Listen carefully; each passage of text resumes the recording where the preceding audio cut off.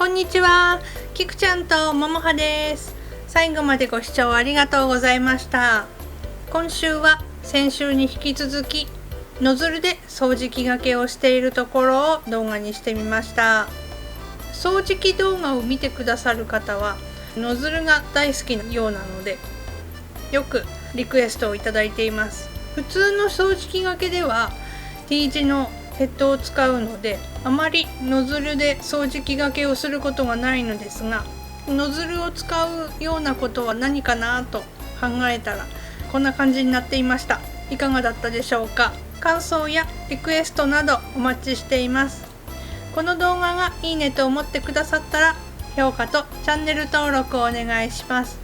猫のキクちゃんがメインのチャンネル、ももはチャンネルもやっていますので、こちらもよろしくお願いします。では次の動画でお会いしましょう。さようなら。